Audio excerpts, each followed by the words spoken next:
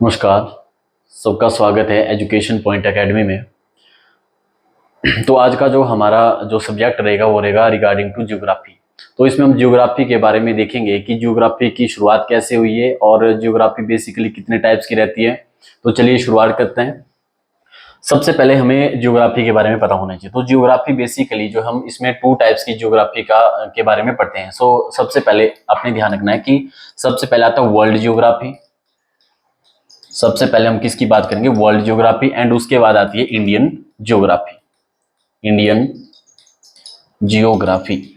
तो ज्योग्राफी में basically two types की ज्योग्राफी रहती है। वर्ल्ड ज्योग्राफी में हम किसका अध्ययन करते हैं? वर्ल्ड ज्योग्राफी में हम अध्ययन करते हैं पूरे अर्थ का, जिसके अंदर हमारा जो यूनिवर्स है, सोलर सिस्टम है, गैलेक्सीज है, और फिर सोलर सिस्टम के अंदर क्या आती है? हमारी अर्थ आती है।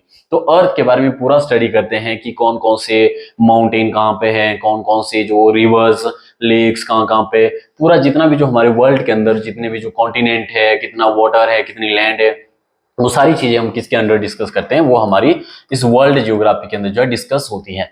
दूसरा जो रहता है मेन रिगार्डिंग टू आपका, वो रहता है इंडियन ज्योग्राफी। इंडियन ज्योग्राफी में जब हम देखते हैं तो इंडियन ज्योग्राफी बेसिकली जो हमारा ये इंडिया है, इसके बारे में अध्ययन किया जाता है। तो मैक्सिमम क्वेश्चन जो है टीजीटी कमीशन जो अभी हाल में ही रिलीज हुई है उसकी पोस्ट, तो हमारा जो ये मेन फोकस रहेगा वो इसमें टीजीटी कमीशन को लेकर रहेगा। और इसमें हम क्या देखेंगे कि जो मैक्सिमम क्वेश्चन बनते हैं वो आपके इंडियन ज्योग्राफी से ही देखे जाते हैं। इंडियन ज्योग्राफी में हम इंडिया के बारे में ध्यान करते हैं। यहाँ पे क्या क्या चीजें रहती है, जैसे फॉर द एग्जांपल सबसे पहले तो हम माउंटेन के बारे में यहाँ पे डिस्कस करते हैं। बेसिक फैक्ट तो हमें पता होना चाहिए कि जो ज्योग्राफी जो है इसका एरिया कितना है, कौन कौन सी कंट्रीज इंडिया के स्टेट से सीमाएं बनाती है, कौन कौन सी इसकी नेबरिंग कंट्री है, कौन कौन सी इसकी लैंड कंट्री है जो कि इसके साथ वाटर लैंड एरिया शेयर करता है। और उसके बाद बहुत सारी चीजें इसके अंदर, जैसे आपसे क्वेश्चन यहाँ पे रिगार्डिंग, जैसे रिवर से क्वेश्चन पूछा जाता है, रिवर के रिगार्डिंग यहाँ पे लेक से पूछा जाता है, हमारे जो ईस्टर्न घाट है, वेस्टर्न घाट है, पेनिसुलर इंडिया है, ऐसे बहुत से प्लेटूज है, ऐसे बहुत सारे कॉन्सेप्ट है जो कि इसमें हम आपके एग्जाम में पूछे जाते हैं। तो चलिए थोड़ी सी शुरुआत करते हैं कि किस तरह से इसकी शुरुआत हुई है और किस तरह से हमारी जो ज्योग्राफी स्टार्ट होती है। सबसे पहले आपको दिख रहा होगा कि ज्योग्राफी, यहाँ पे लिखा हुआ है भूगोल। ज्योग्राफी जो है बेसिकली सबसे पहला कैसा वर्ड है? ये एक ग्रीक वर्ड है। ये भी बहुत बार क्वेश्चन बनता है पेपरों में कि ज्योग्राफी जो है किस तरह का वर्ड है? ये एक ग्रीक वर्ड है। दूसरा, ये दो शब्दों से मिलकर बना हो। यहाँ पे दिख रहा होगा जियो प्लस ग्राफोस। तो जियो प्लस ग्राफोस जब हम देखते हैं, जियो जियो का मतलब क्या होता है? पृथ्वी। और ग्राफोस का मतलब क्या होता है? वर्णन करना। यानी इसका सिंपल सा मतलब क्या है कि पृथ्वी का वर्णन करना। तो यानी बेसिक जो ज्योग्राफी का जो मेन मतलब है इसका क्या है कि पृथ्वी का वर्णन करना। तो इसमें मैंने आपको पहले भी बताया कि अर्थ के बारे में हम इसमें क्या करते हैं? वर्णन करते हैं कि अर्थ में कौन कौन सी चीजें हैं, किस किस तरह से इसको हम एक्सप्लेन करेंगे। चलिए बढ़ते हैं आगे, देखते हैं। इसके बाद जब आप देखते हैं यहाँ से आगे कि ज्योग्राफी जो है, यहाँ पे आपको दिख रहा होगा कि भूगोल को एक अलग अध्ययन शास्त्र के रूप में सबसे पहले बात हुई है यहाँ पे फादर ऑफ जियोग्राफी। किसकी बात हुई है? Father of geography. Father of geography. तो फादर ऑफ जियोग्राफी बेसिकली है कौन? तो यहाँ पे आपको दिख रहा होगा कि इसके जो प्रसिद्ध जो यूनानी विद्वान है उनका नाम क्या है? इरेटोसथनीज। तो इरेटोसथनीज जो है बेसिकली फादर ऑफ क्या है? जियोग्राफी है। इन्होंने ही इसका अध्ययन किया है। और इरेटोसथनीज ने भूगोल के लिए एक सर्वप्रथम जियोग्राफिका शब्द का प्रयोग किया था। फर्स्ट टाइम जब इन्होंने वर्ड यूज किया था उसका नाम क्या था? जियोग्राफिका शब्द था। और फादर अपने ध्यान रखना वो कौन है? इरेटोसथनीज। पहली चीज यहां से क्लियर होगी। अब हम आगे बढ़ेंगे। यहाँ से आगे क्या देखते हैं? यहाँ से आगे हम देखते हैं कि बेसिकली हम इंडिया के बारे में क्या क्या पढ़ेंगे। सबसे पहले यहाँ पे आपको दिख रहा होगा जनरल इंफॉर्मेशन ऑफ इंडिया। इसमें बेसिकली हम सबसे पहले क्या देखते हैं? सबसे पहले तो हमें जियोग्राफिकल लोकेशन ऑफ इंडिया पता होनी चाहिए कि कहाँ कहाँ पे इसकी लोकेशन है। दूसरा, हमें Indian state and union territory के बारे में पता होना चाहिए कि कितनी स्टेट्स है, कितनी यूनियन टेरिटरीज है। और दूसरा फैक्ट यहाँ से हमने क्या देखा कि भारत की सीमाएं व पड़ोसी देश। यहाँ पे दिख रहा होगा Indian border and neighbouring country है कि भारत के साथ कितनी जो है यहाँ पे बॉर्डर शेयर किया जाता है और कौन कौन सी नेबरिंग कंट्री है इसकी। और फिर उसके बाद कुछ अनदर फैक्ट्स हम यहाँ पे देखेंगे। चलिए, तो सबसे पहले थोड़ा बहुत हम जानेंगे। सबसे पहले तो हम क्या देखते हैं यहाँ पे? भारत का भौगोलिक स्थिति यानी जियोग्राफिकल लोकेशन ऑफ इंडिया। तो सबसे पहले हम किसके बारे में देखेंगे यहाँ पे कि जो जियोग्राफिकल लोकेशन क्या है भारत की, उसके बारे में हम सबसे पहले अध्ययन करते हैं।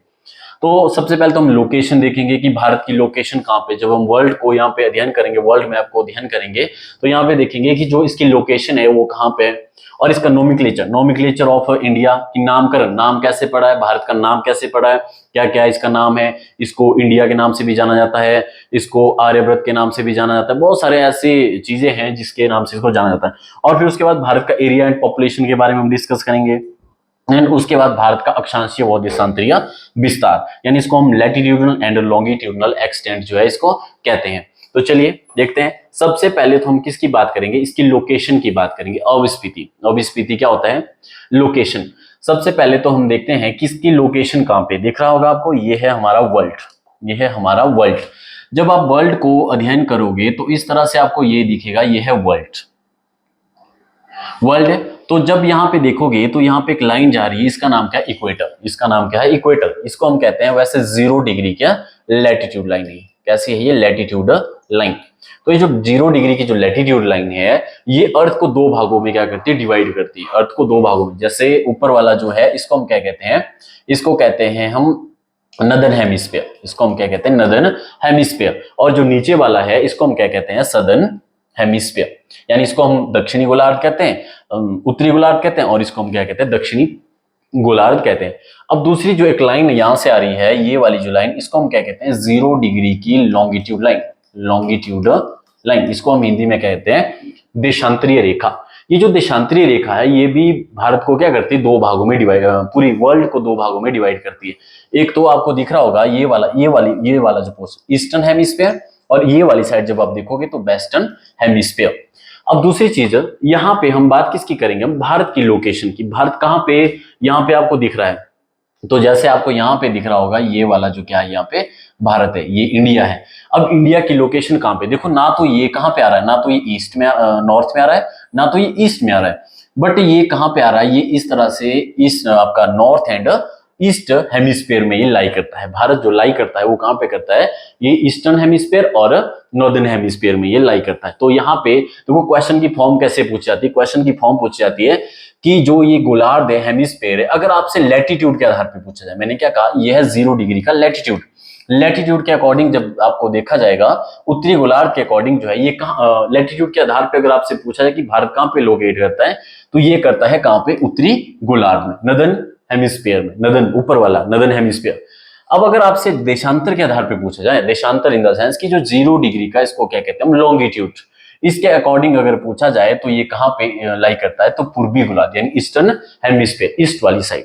तो यहां से दो क्वेश्चन आपके बनते हैं। अगर अक्षांश रेखा के आधार पे पूछा जाए तो उत्तरी गोलार्ध है, देशांतर रेखा के आधार पे पूछा जाए तो पूर्वी गोलार्ध में है। और दूसरी चीज, अगर आपसे ओवरऑल पूछा जाए कि पूरे होल अर्थ के अंदर अगर भारत की लोकेशन कहां पे, तो आपका आंसर क्या रहेगा, northern plus eastern hemisphere, northern plus eastern hemisphere के बीच में ये लाई करता है। तो ये आपको दिख रहा होगा।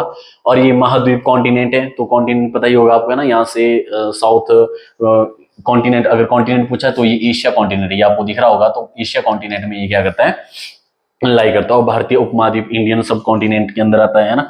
तो इसके अंदर जो आप देखोगे तो इसके अंदर क्या है तो इसके अंदर जो है इस तरह से इसको क्या किया जाता है, डिफाइन किया जाता है। तो ये आपको दिख रहा होगा, ये यहाँ से जो चीजें जो है क्लियर हो गई होगी आई थिंक। चलो, और दूसरी चीज, एक और चीज आपने यहाँ से ध्यान रखनी, वो कौन सी चीज है, अगर आपसे पूछा जाए कि इंडिया जो है इक्वेटर, इक्वेटर होता है भूमध्य रेखा से कितना किलोमीटर दूर है, तो ये India is 876 kilometre away from equator. तो यहाँ पे आपको दिख रहा होगा ये इक्वेटर है, इक्वेटर से ऊपर जब आप देखोगे इंडिया की तरफ, तो यहाँ पे कितना है, ये 876 किलोमीटर जो है ये क्या है, यहाँ से दूर है। तो ये था थोड़ा सा डेमो लेक्चर। तो थैंक यू सो मच।